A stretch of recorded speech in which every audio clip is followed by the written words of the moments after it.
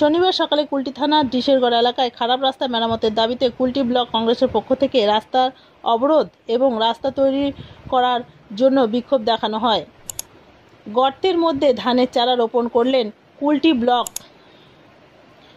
কংগ্রেসের সভাপতি Sukanta Das.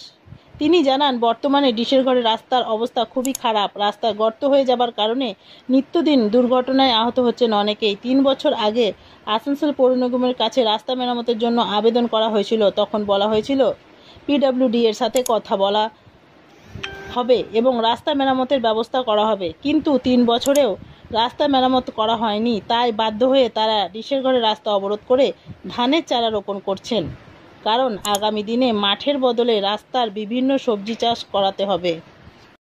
Green Asansol, clean Asansol. অবরোধ করার কারণ হচ্ছে যে বর্তমানে এই যে ডিশেরগড় অঞ্চল, শুধু ডিশেরগড় বলে না, কিন্তু আজকে ডিশেরগড় অঞ্চলে যে রাস্তার অবস্থা বেহাল দশা। আপনি যদি এই দিক থেকে বেগুনিয়া যাবার বলাকর উঠছে আর একদিকে নিয়ামতপুর যাচ্ছে। এবার এই রাস্তাটায় একদিকে আমাদের এখানে পুরুলিয়া পার হয়ে ওইদিকে ঝাড়খণ্ড যাচ্ছে, ঠিক আছে।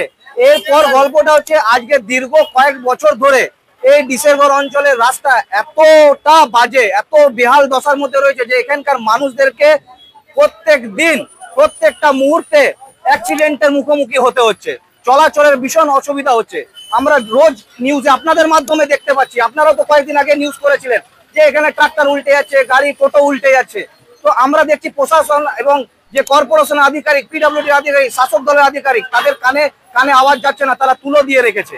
সেই আওয়াজ যাতে তাদের কানে যায় এবং তারা যে চোখটা বন্ধ করে রয়েছে কুলটির মানুষের জন্য, সেইটা আমরা খুলিয়ে দিতে চাই যে দেখুন কুলটিতে বর্তমান কি পরিস্থিতি দাঁড়িয়ে রয়েছে।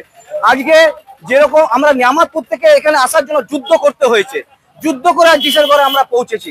যদি কোনো রকমে পৌঁছেছি তো তার মাঝখানে পলিউশন, ডাস্ট এমন ভাবে উঠছে যেটা আমাদের সবার পক্ষে ক্ষতিকারক, বিশেষ করে বাচ্চারা যারা স্কুল যাচ্ছে, কলেজ যাচ্ছে, পড়ুয়াদের জন্য, বয়স্কদের জন্য।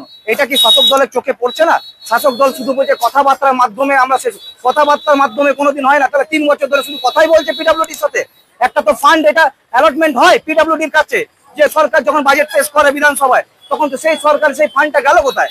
কর্পোরেশন বছরের পর বছর 4 কোটি 5 কোটি টাকা কুলটি থেকে আমাদের যে ট্যাক্স যাচ্ছে, সেই ট্যাক্সের টাকাগুলো কোথায় যাচ্ছে?